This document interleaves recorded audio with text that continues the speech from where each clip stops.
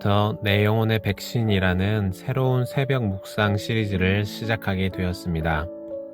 앞으로 2달여 동안 예수님께서 하셨던 말씀 중에 비유를 사용해서 알려주셨던 하나님 나라의 비밀들을 살펴보고자 합니다. 어제까지 시편 말씀을 함께 나누며 우리에게 많은 은혜를 주셨던 하나님께서 새로운 새벽 묵상 시리즈를 통해서 코로나 시대를 살며 지친 영혼들에게 힘이 되는 백신과 같은 은혜를 부어주시기를 소망합니다. 10월 23일 오늘은 그 첫 번째 시간으로 마태복음 5장 13절에 기록된 말씀을 따라 세상의 소금이라는 제목으로 말씀을 나눌 때에 우리에게 많은 은혜를 더하시기를 소원합니다. 먼저 성경을 함께 읽겠습니다. 마태복음 5장 13절입니다. 너희는 세상의 소금이니 소금이 만일 그 맛을 잃으면 무엇으로 짜게 하리요? 후에는 아무 쓸데없어 다만 밖에 버려져 사람에게 밟힐 뿐이니라. 아멘. 복음서에는 예수님께서 하신 말씀과 또 행하신 여러 사역들이 기록되어 있습니다. 특히 예수님은 제자들에게 말씀하실 때에 비유를 많이 사용하셨는데요. 비유는 그 자체로 재미있으면서 우리에게 많은 것을 시사해 줍니다. 그래서 주일학교에서는 비유를 통해 성경을 많이 가르치기도 하죠. 오늘은 마태복음에 등장하는 첫 번째 비유를 살펴보겠습니다. 오늘 말씀 속에서 예수님께서는 이렇게 말씀하십니다. 너희는 세상의 소금이라. 소금. 소금이 무엇인지 모르는 사람이 있을까요? 예수님은 어린아이라고 해도 알만한 소금이라는 소재로 우리에게 놀라운 비유를 남겨주셨습니다. 소금은 우리 생활에 있어서 이센셜입니다. 소금이 없다면 지금 우리가 먹는 많은 음식들의 맛이 달라지게 될 것입니다. 우리 삶에서 없어서는 안 될 소금을 통해 예수님께서는 우리에게 소금과 같은 존재가 되라고 말씀해 주셨습니다. 먼저 예수님 당시에 소금이 어떤 의미였는지를 살펴보면 좋을 것 같은데요. 당시 이스라엘은 우리처럼 바닷가 염전에서 정제한 가루 소금을 사용하는 것이 아니라 땅에서 채취한 암염을 사용했습니다. 소금돌이죠. 국물의 짠맛을 더하고 싶으면 이 소금돌을 물속에 잠깐 담그는 것입니다. 그러면 암염 속에 있던 소금기가 빠져나오게 되고 그런데 이것을 잘못 보관하게 되면 염분은 다 빠져나가고 찌꺼기만 남는 경우가 있었습니다. 혹은 소금돌을 물에 너무 자주 넣어서 짠맛이 다 빠져버리는 경우도 있었습니다. 그럴 때면 더 이상 소금으로서의 가치가 없기 때문에 주방의 창문으로 내던지게 되고 길가에 굴러다니다가 사람들 발에 치이게 되는 것입니다. 예수님께서 우리에게 세상의 소금이라고 하셨는데 소금의 용도를 좀 더 생각해 보면 좋을 것 같습니다. 먼저 소금은 방부제 역할을 합니다. 생선이나 고기를 보존하는 데 사용되죠. 지금은 냉장고가 발달이 되었지만 예전에는 소금을 뿌려놓거나 소금에 절여 놓으면 생선이나 여러 식재료 등이 오랫동안 상하지 않아서 보관하기에 좋았습니다. 소금이 없다면 생선을 오래 보관할 수 없는 것처럼 소금이 되어야 할 참된 그리스도인들이 없다면 세상은 부패하게 될 것입니다. 그래서 우리는 부패한 세상을 보면서 손가락질 할 것이 아니라 소금의 사명을 다하지 못한 그리스도인 스스로를 돌아보아야 하는 것입니다. 그렇다면 우리는 이 세상에서 어떤 사람입니까? 예수님은 우리를 들어 하나님 나라의 소금이라고 하지 않으셨습니다. 예수님은 우리를 세상의 소금이라고 하셨습니다. 부패하고 썩어갈 세상이 우리 때문에 그리스도인들 덕분에 썩지 않아야 한다는 것이죠. 그런데 우리는 이 세상에서 어떤 사람입니까? 세상이 썩지 않게 도와주는 사람입니까? 아니면 세상을 썩게 만들거나 함께 썩어가는 사람입니까? 여러분 어떻습니까? 주변에 있는 사람들을 보십시오. 어떤 사람은 함께 있기만 해도 은혜가 넘치는 사람이 있습니다. 즐겁고 감사가 넘치는 사람이 있습니다. 찬양이 넘치고 선함이 가득한 사람이 있습니다. 한편 어떤 사람은 같이 있기만 해도 못된 일을 생각하게 하는 사람이 있습니다. 악한 생각을 하게 됩니다. 다른 사람을 비방하게 만들고 관계가 깨어지게 만드는 사람이 있습니다. 그러나 우리는 그리스도인으로서 함께 있는 것 자체만으로도 선한 일이 넘치는 소금과 같은 사람이 되기를 바랍니다. 또한 소금은 짠맛을 내는 역할을 합니다. 그런데 문제는 소금은 녹아 없어진다는 것이죠. 음식 제일 위에서 화려하게 빛나는 역할이 아니라는 것입니다. 눈에 보이지 않습니다. 그래서 사람들은 소금의 역할은 잘 안 하려고 하죠. 돋보이지 않기 때문입니다.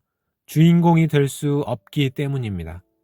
그러나 소금은 녹아서 없어질지언정 그 고유의 짠맛이 결국 음식 전체에 영향을 미치는 것처럼 성도가 바른 삶을 산다면, 소금과 같은 삶을 제대로 산다면 세상에서 우리의 인생이 때로는 드러나지 않아도 그 짠맛이 세상에 가득하게 될 것입니다. 사실 설탕처럼 사는 것은 더 쉬울 수 있어요. 남을 기분 좋게 해주고 달콤하게 하는 것은 오히려 쉽습니다. 비위를 맞춰주고 아부를 하고 장단을 맞추고 동조해주면 됩니다. 그러나 예수님은 설탕이 아니라 소금의 삶이어야 한다는 것이죠. 조금 전에 하나님 나라의 소금이 아니라 세상의 소금이라는 말씀을 드렸었는데요. 주님은 우리를 성도로 삼으시고 제자 삼으셔서 여기 머물러라, 내 품 안에만 있어라 하지 않으시고 가서 제자 삼으라고 하셨습니다. 그래서 우리는 세상으로 나가야 합니다. 대신 그들과 동화되는 것이 아니라 그들은 삶 속에 마치 소금처럼 녹아 들어가서 그들의 삶을 바꾸라는 것이죠. 하나님은 우리가 세상과 분리되어서 소금끼리만 살기를 원하지 않으십니다. 소금은 어딘가 녹아 들어갈 때의 가치를 발휘하는 것입니다. 세상 속에서 세상의 맛을 변화시키는 삶을 사시기를 바랍니다. 예수님은 계속해서 소금이 맛을 잃으면 밖에 버려진다고 말씀하십니다. 맛을 잃었다는 것은 곧 본질을 잃어버렸다는 의미입니다. 달지 않은 설탕이 말이나 됩니까? 짜지 않은 소금이 말이 될까요? 그리스도를 따르지 않는 그리스도인이 말이 되는 것일까요? 그런데 어떻습니까? 오늘날 교회는 마치 맛을 잃은 소금 같지 않습니까? 세상이 볼 때 한국 교회는 더 이상 짜지 않는 거예요. 소금이 아닙니다.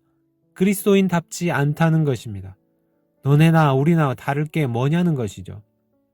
실제로 한국 선교 초기 시대에 그리스도인들은 지금처럼 많지 않았습니다.